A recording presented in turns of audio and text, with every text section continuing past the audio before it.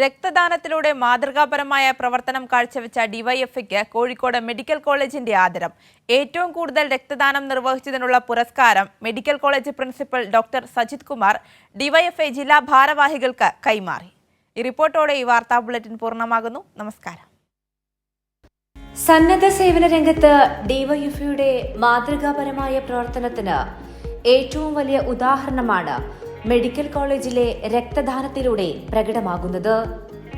സ്നേഹദമനി എന്ന പേരിൽ 2020 ആരംഭിച്ച രക്തദാന പദ്ധതിയിലൂടെ ദിനംപ്രതി രക്തം ബ്ലഡ് ബാങ്കിലേക്ക് വിതരണം ചെയ്യുകയാണ് നിരവധി പ്രവർത്തകർ. നിപ കോവിഡ് കാലത്ത് രക്തം വിതരണം ചെയ്യാതെ പലരും മാറി നിന്നപ്പോൾ അന്ന് പ്രതിസന്ധിയിലാവാതെ നിന്നതും ഡിവൈഎഫ്ഐ പ്രവർത്തകരുടെ ഇടപെടലിലൂടെയാണ്.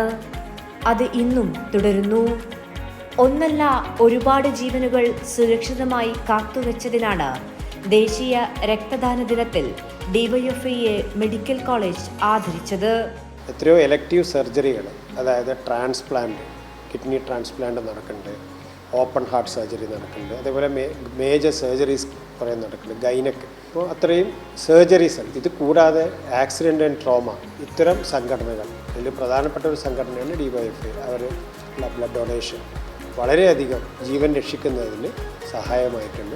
അതിന് ഈ ഇന്നത്തെ ദിവസം, അതായത് national voluntary blood donation day, അവരോടുള്ള നന്ദി, ആത്മാർത്ഥമായ നന്ദി കോഴിക്കോട് മെഡിക്കൽ കോളേജിൻ്റെ പേര് പ്രിൻസിപ്പൾ എന്നതിൽ ഞാൻ അറിയിക്കുന്നു.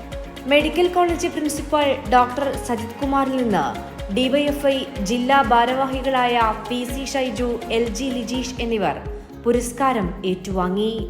ഒരു വിമുഖതയും കാട്ടാതെ പ്രവർത്തകർ കടന്നുവരുന്നു എന്നതാണ് പദ്ധതിയുടെ ഊർജ്ജമെന്ന് ഡിവൈഎഫ്ഐ ജില്ലാ സെക്രട്ടറി PC ഷൈജു വ്യക്തമാക്കി.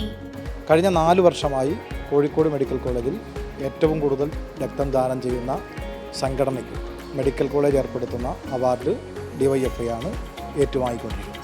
ഇപ്പോൾ ഒരുപാട് പ്രതിസന്ധിയിലൂടെ കടന്നുപോയ സമയമുണ്ട്. നിപ്പ വന്നു, കോവിഡ് വന്നു, അന്നെല്ലാം വലിയ പ്രതിസന്ധിയായിരുന്നു.